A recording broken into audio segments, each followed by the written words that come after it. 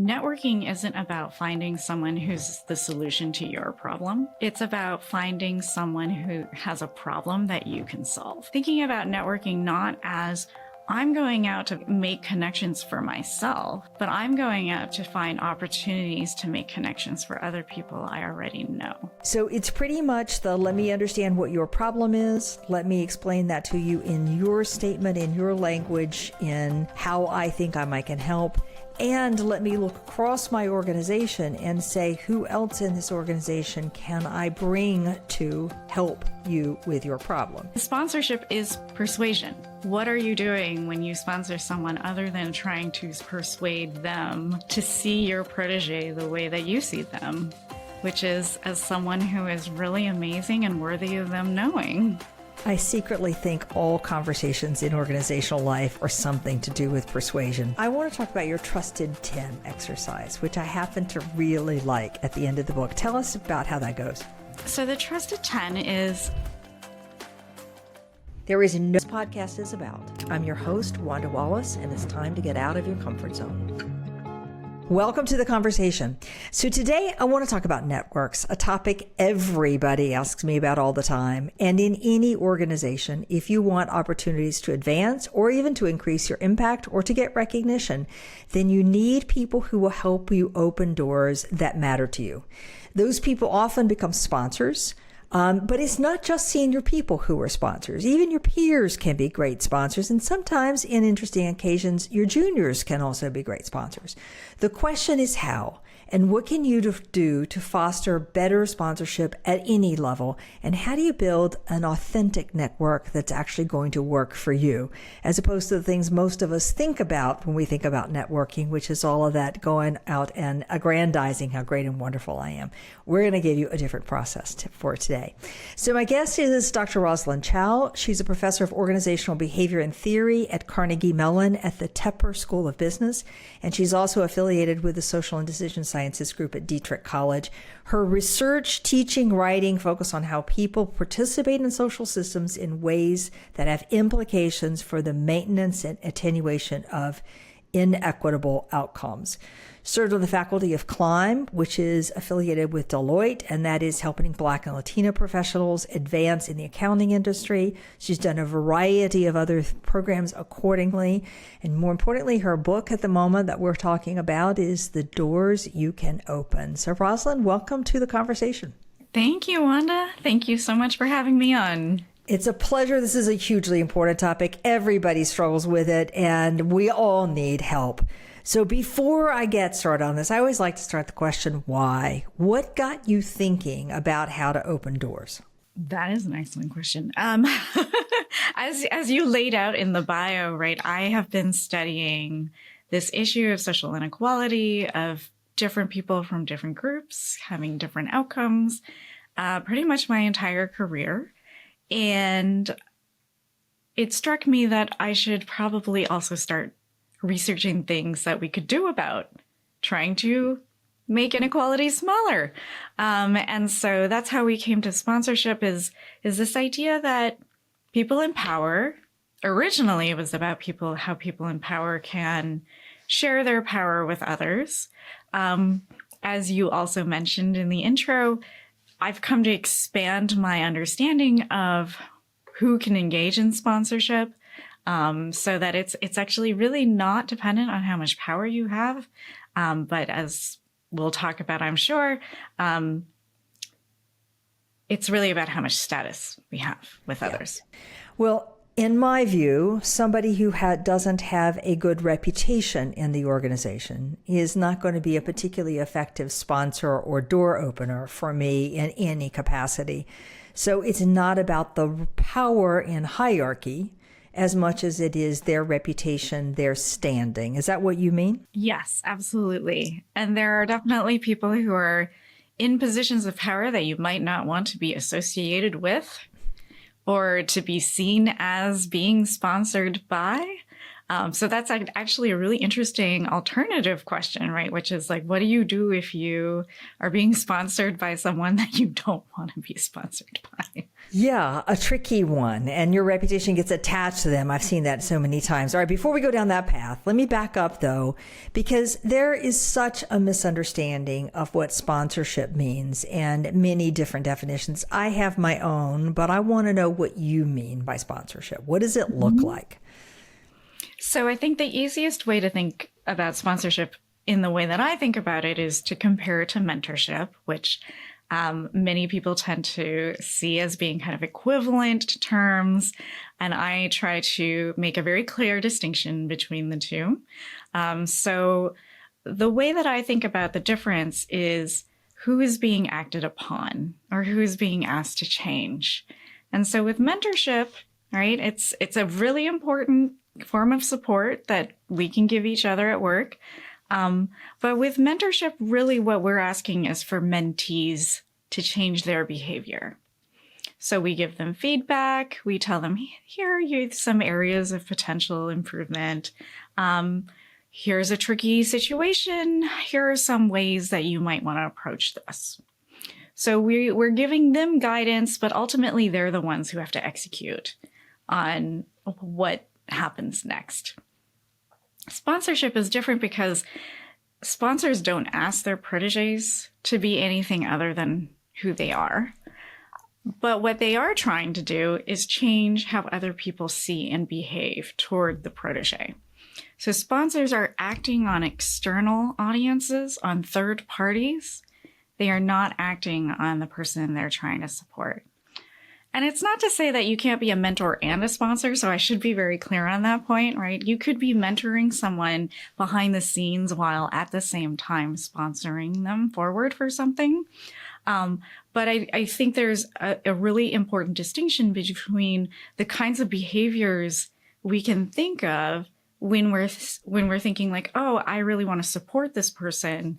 I think there is this tendency to focus on, let me change the person, rather than let me change the social situation around them so that they're seen in a way and people treat them in a way that's actually going to allow them to shine.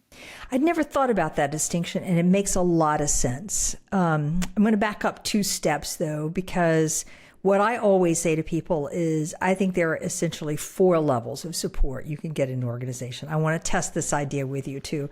At the basic level, when we sign you up for a mentoring program, what we're doing is assigning you somebody who's going to give you advice on what you can do. You change, in effect, as your language.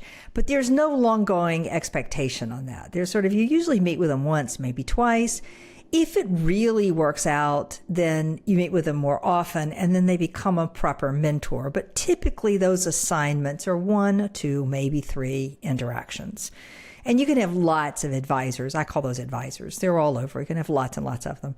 Mentoring relationship means there's a little more dedication to it. So there's a little more consistency, a little more long-term pattern. But again, usually we go to a mentor for advice about what we can do in a given situation to advance. And I would argue in every situation, whoever's asking the question has at least 50% of the problem. They don't have 100%, but they have at least 50% of things that they can do. And that's what a mentor is good for doing, I believe. But I also believe that there's a next level called advocates, which are people who are just fans. And, you know, if I'm trying to put somebody in a new position, I'm going to ask a bunch of people, what do you think about Rosalind in that role? And people are going to say, oh, I think she'd be great, or, you know, I think she'd be pretty good, or whatever. I get reactions. And the more advocates, the easier it is to put you in that position. But they're not people who actually go out and do anything on your behalf, other than say good things when asked about you. And I think we have lots of advocates. Hard to have much impact without advocates. And then we come to this penultimate level, which is the sponsor. And I really like your notion is that the sponsor is helping the organization see the best in you.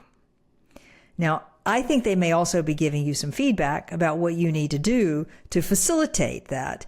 But they're out there beating the path for you, rounding the table on your behalf in some ways. So are we consistent or inconsistent? I don't think we're inconsistent. I think you're probably making a distinction between advocates and sponsors that I don't necessarily make.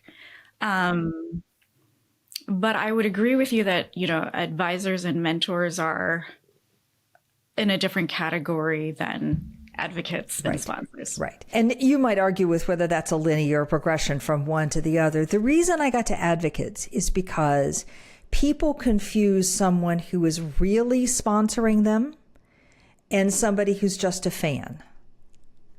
Okay, so it's that activity, that's that willing. So a sponsor is willing to put their reputation at stake to go out and say, trust me, she's really good, or you should see this differently, or here's what you haven't seen about her. And an advocate waits to be asked. That is an interesting, so what I'm hearing from you is that to you, an advocate is more reactionary. So if asked by other people, they'll have good things to say, but they won't necessarily proactively go and find opportunities to share people's good news or right. Whereas a sponsor is more proactive about it. I would agree with that. In my thinking, I would say that I think of sponsorship as being a very proactive form of support. When people pull positive information out of others, it's true that could be a form of sponsorship, but in my mind, sponsorship is intentional.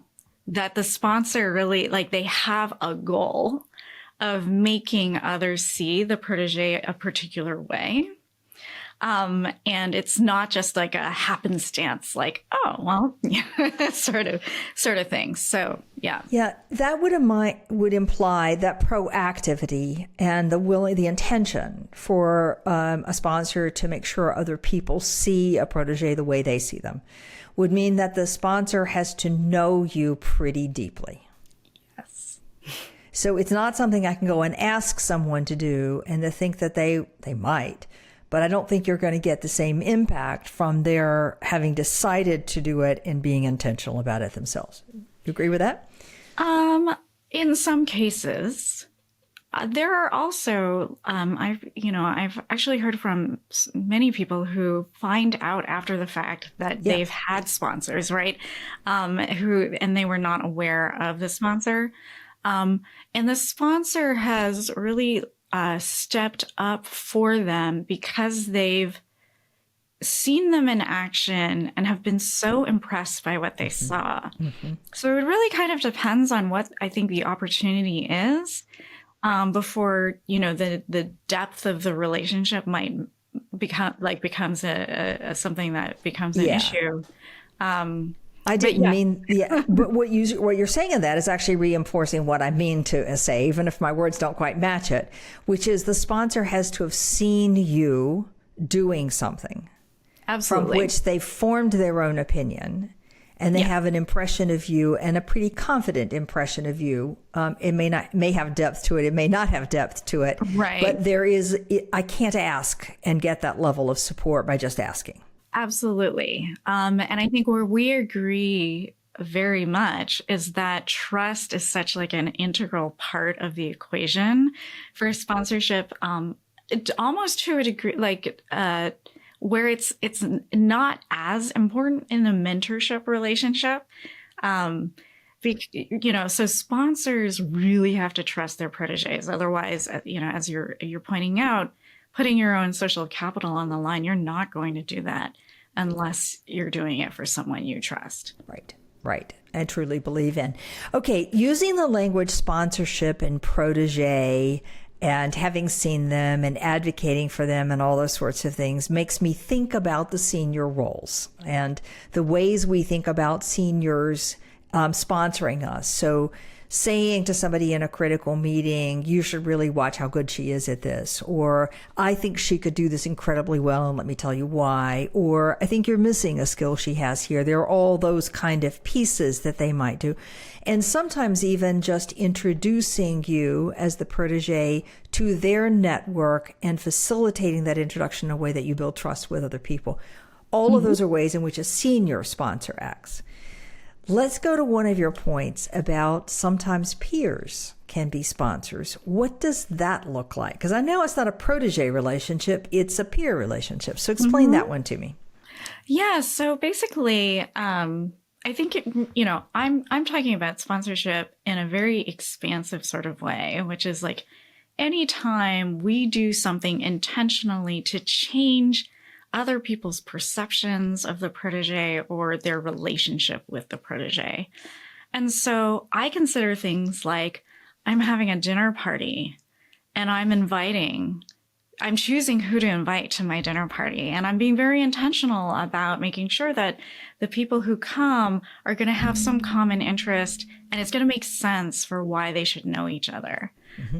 That to me actually counts as a form of sponsorship because you don't know. I mean, sometimes those connections are purely social, but oftentimes they turn into things that can have professional ramifications as well.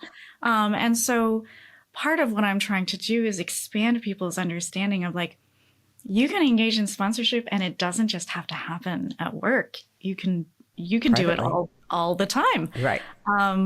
At work, if we're talking about, people with lower power, often this comes in the form of the type of gossip we share with each other about our supervisors, who's easy to work with, who's not so easy to work with, right?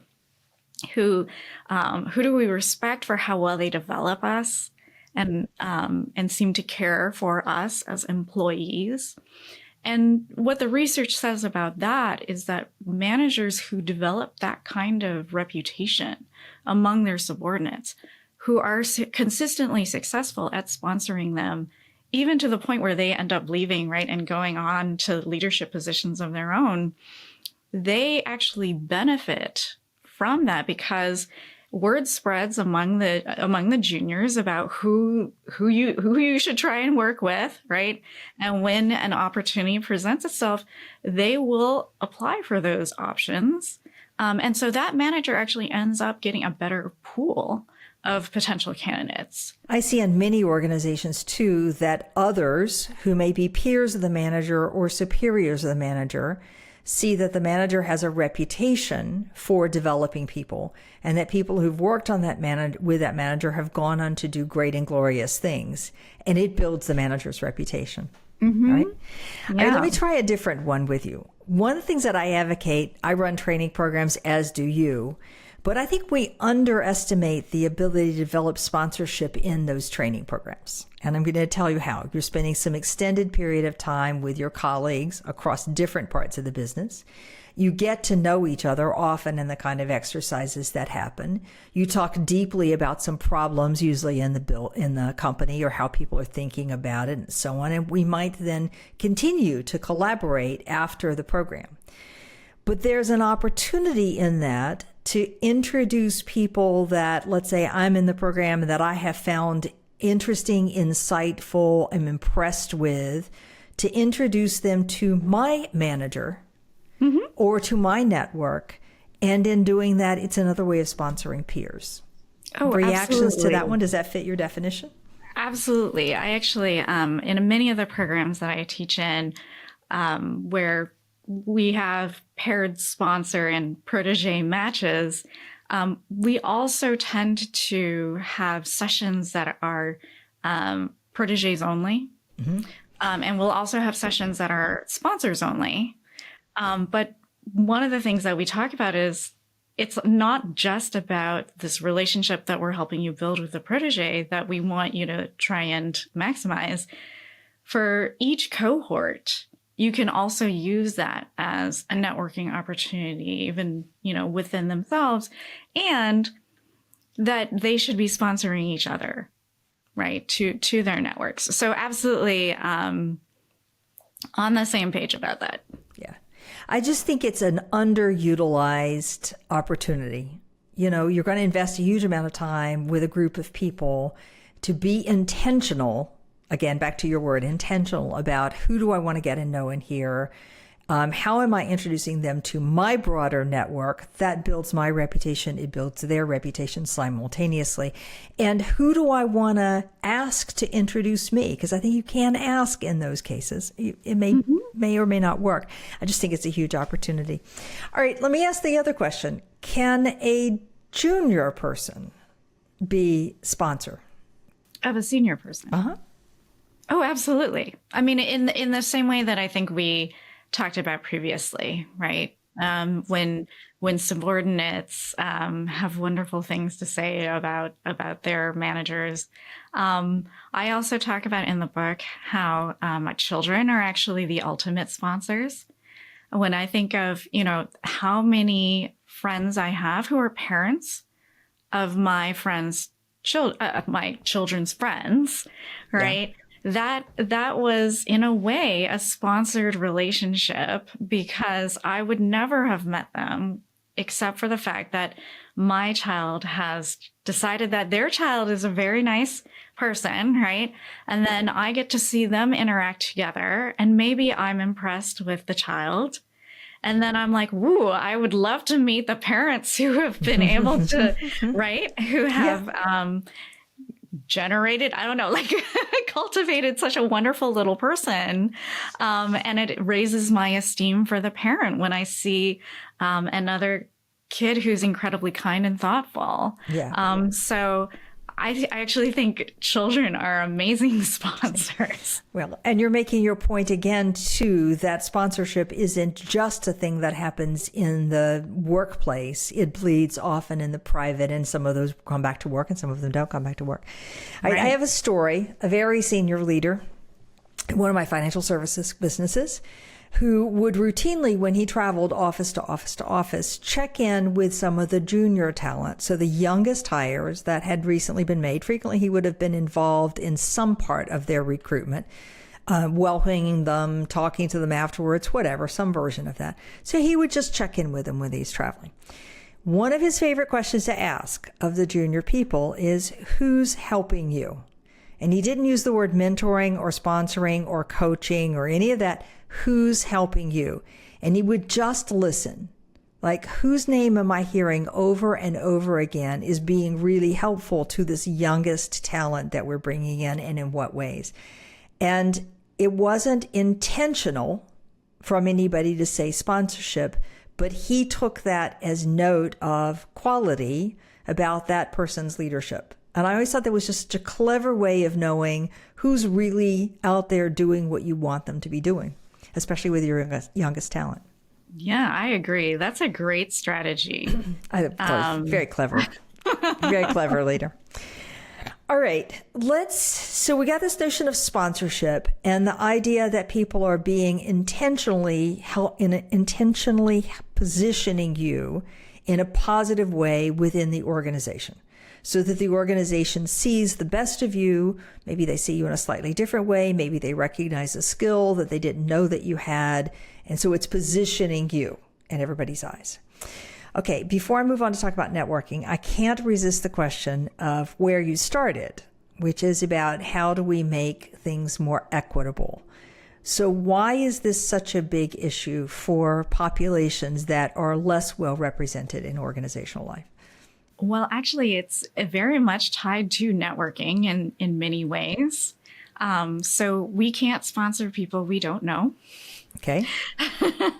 So to the extent that certain groups perhaps have a harder time breaking into certain networks or certain social circles, they're not going to get sponsored, and they're not going to have the opportunity to impress people, or they won't be put into those opportunities that really propel their careers. So that's one issue. And the other issue is also about who we see, who we pay attention to. So in networking, there's who's available to you. And we may actually have plenty of diversity in terms of who's available to us. But in terms of who we pay attention to, we may not pay attention equally to everyone. And so that also becomes an issue. Biases in how we evaluate talent will also play a role in who we decide is worth sponsoring. And so all of these things combined can actually mean that the way that we typically go through and sponsor people right now is actually part of the problem in terms of keeping certain populations, from being as included as they could be. Right. Well, it makes logical sense to me as I think about just human behavior, that the person that I am likely to see who does something that I admire is probably going to be somebody who does what I do, who thinks like I think, who has the same values that I have. There's this natural affinity that comes because of that common ground. And so that is just going to perpetuate that I am likely to sponsor people who are more like me than not like me. So somebody comes from a completely different background, completely different perspective, completely different framework. I had to work a lot harder to understand what is good about them, and we don't always have those opportunities or take those. So I can see that just natural human behavior would make us sponsor some. But I also see the opposite, and this is my question for you, that when you are not like everybody else, by whatever, it doesn't have to be ethnicity or race or gender, it could be any degree, you feel a little apart from. And so I think it's harder to just reach out to somebody who has more power, who's more senior, and try to build that rapport because you feel a little bit apart. Is that your experience as well? Oh, certainly. And in perhaps implicit in what I talk about in the book is that I really don't think that the onus of expanding, finding more sponsors should lie on the shoulders of those who are in the minority, however you want to think about it. This is where I do think that power matters. So when I say that power doesn't matter for sponsorship, what I don't mean is that power doesn't matter. I simply mean that you don't have to be powerful to be a sponsor, but it certainly has ramifications in all sorts of other ways. So people who are in positions of power are going to know about the opportunities. They'll be in positions where they can make decisions about who gets those opportunities in a way that people who are lower in the hierarchy are not going to have. Yeah. So in that way, I do think that the onus really should be on those who are in stronger positions, however you want to think about it, to be more cognizant of who am I paying attention to and also who am I not paying attention to?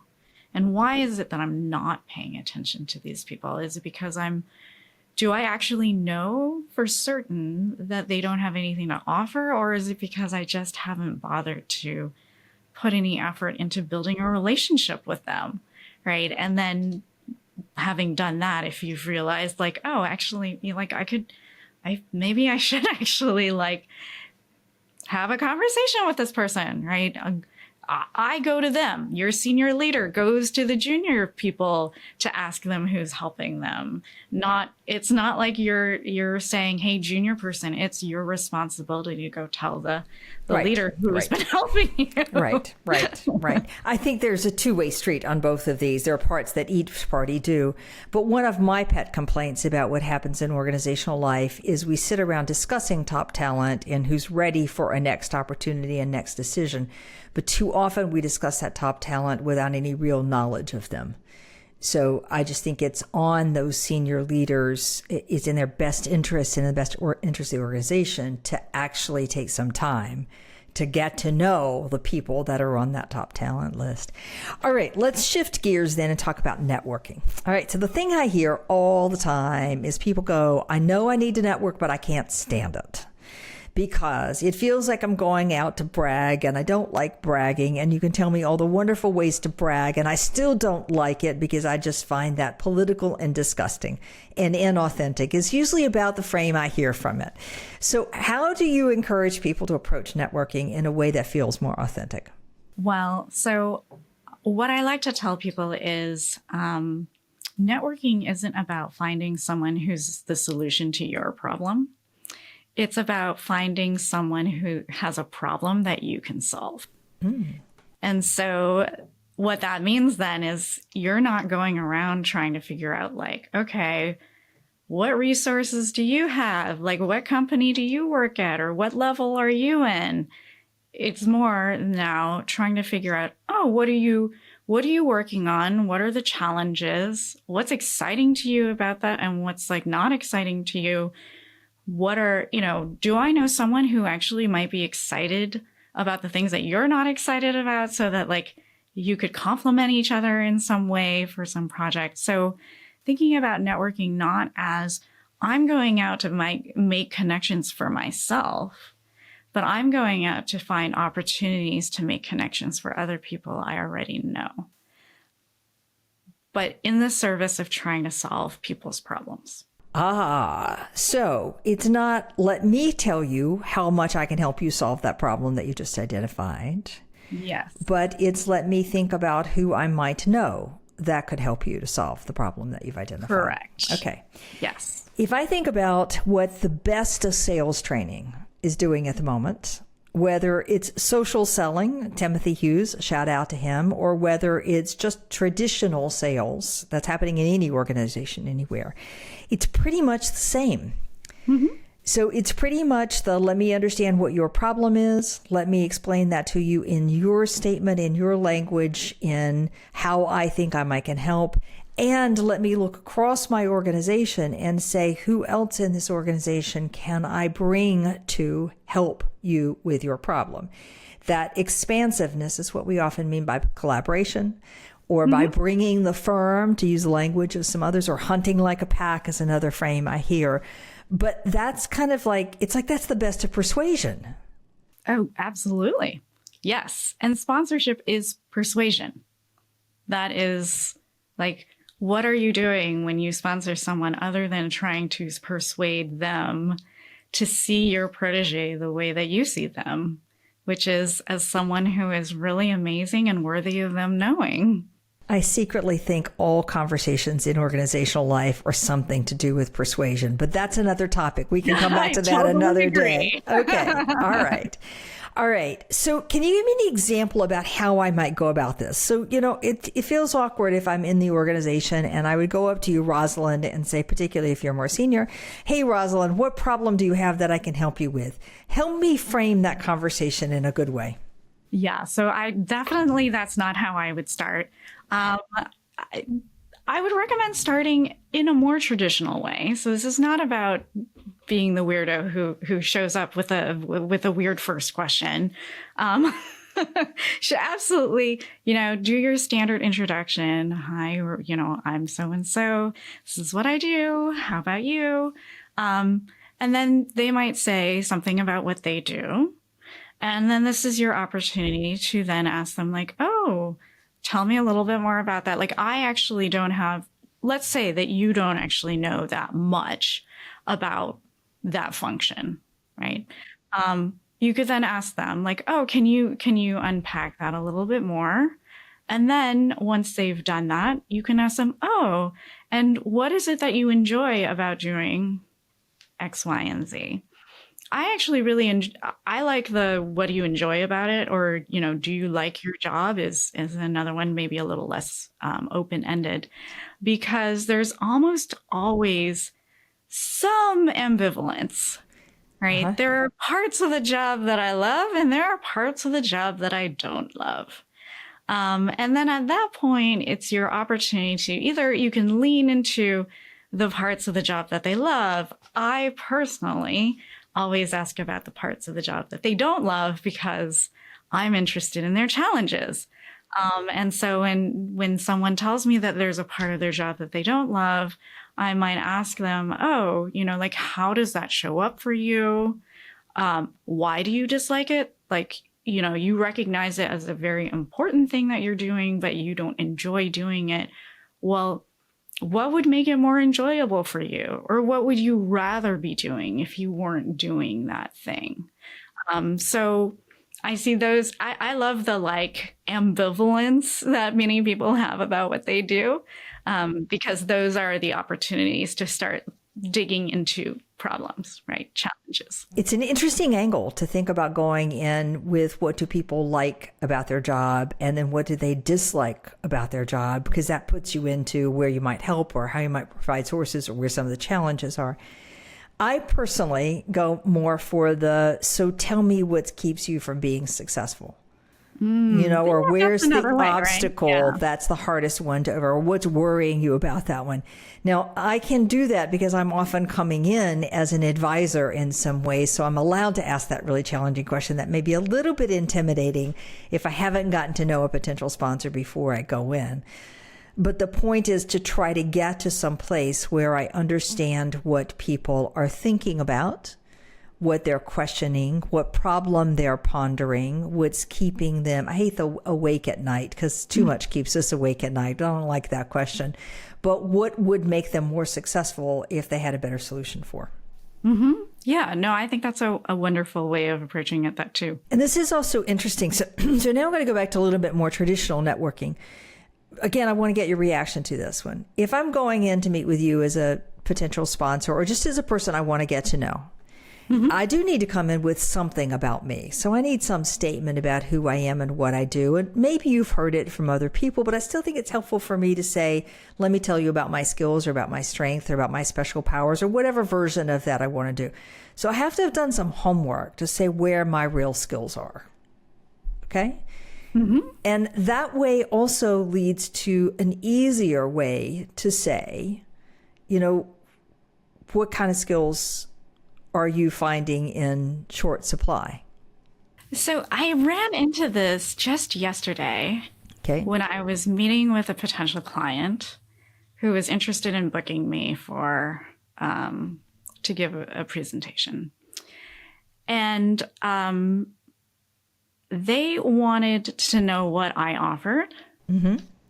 And I actually said, I feel like that's I want to flip this. What are you looking for? What are your objectives for this talk, for your group? Like, what is the ultimate goal? And I was very upfront with them. I said, look, I want to know this because I want to make sure that I'm the right person for you. And if I'm not, then that's great because I can help you find a person who is a better fit given my network. And if I am the right fit, then that's great because then we'll just talk about how we can customize things so that this will meet your goals. So I understand the approach of going in and being and saying like the things that are your strengths. There are definitely benefits and advantages to doing it that way. That's simply not a way that I have felt comfortable with. And so I engage in a slightly different strategy. Right.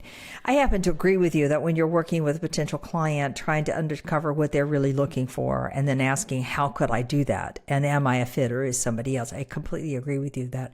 But if I don't give people a steer for how to think about me, I don't know whether we're chasing problem A or problem Z, like and every shade of gray in between. So it's an interesting way. I like your notion of networking, though, that I am looking for understanding the person that I'm trying to network with, what are their biggest problems, and who might I know in my network that can help them. It takes the emphasis away from me and what I do and who I am and what I'm about and bragging and all those things, and into let me see how I can help you by tapping other people in my resources. All right, I'm going to shift gears on us because I want to talk about your Trusted 10 exercise, which I happen to really like at the end of the book. Tell us about how that goes. So the Trusted 10 is an abbreviated in a way like a network assessment. Mm-hmm. So you list the names of people that you trust. And by trust, usually it's people that you talk to about important matters, whether that be personal or professional. So you list down the names of those individuals, and then there's columns well, I guess if you're thinking spreadsheet, right, there's Yep. like column headings, where for the first part, there are different kind of demographic characteristics that you're asked to basically indicate what each person is. So for the first row, right, if I said, okay, Wanda is part of my trusted 10, right, I'm going to say, well, Wanda is a woman and she's white, or she works in coaching or, leadership. And so for each person, there's a row where you essentially indicate sort of what categories they fall into. That's the first part of the spreadsheet. And that gives you insight into the diversity of your network, at least your trust network. I want to be clear on that point, right? This is not an exhaustive, comprehensive assessment of your network. And the reason I do that is because, so much of networking is also about access. Who do we have access to? And in this, I'm not that dissimilar from, I would say, like standard networking advice of like, you should take stock of who you know. But I also do this so that, well, one, so people know how much diversity they have in their network, and maybe they should be a little bit more concerned about the lack of diversity that many of us have in whatever form. The part that is unique about the Trusted 10 are the subsequent columns, which is really about, have people sponsored you, or have you sponsored others? So there are questions about, have people, who introduced you to this person? And people who have introduced you to multiple people on your Trusted 10 are usually what we would call network brokers. They're connectors. They're social connectors. They've clearly shown themselves to be social connectors, because you wouldn't have met these people if it weren't for this person. So you want to pay attention to those people and keep them very close, because it suggests that they like you well enough to be willing to open their network to you, right, by making introductions. You can also look at whether or not the person you've listed has introduced you to other people in their network, right? So have they sponsored you to their network? And then you can ask yourself all sorts of questions about, like, well, if very few people in your Trusted 10 have introduced you to others in their network, why is that? Often it comes down to, we haven't shared enough about ourselves for them to know who to introduce us to, right? So that's another question to ask is, how much am I actually sharing with other people so that they're aware of what my problems are, so that they can actually do that sort of problem solving, matching exercise on my behalf?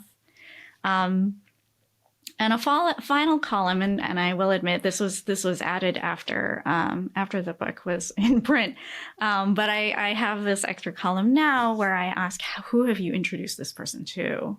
And so that's really about your own sponsorship behavior, right? So you like these people, they're on your Trusted 10. Presumably you like them or you respect them and you think they're great people. So have you introduced them to other people in your network? And if you haven't, again, the question is why?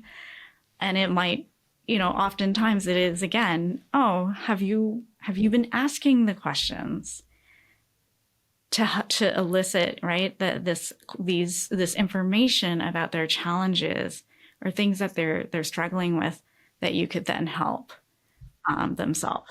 What I like about this one is, again, we come back to the word intentionality.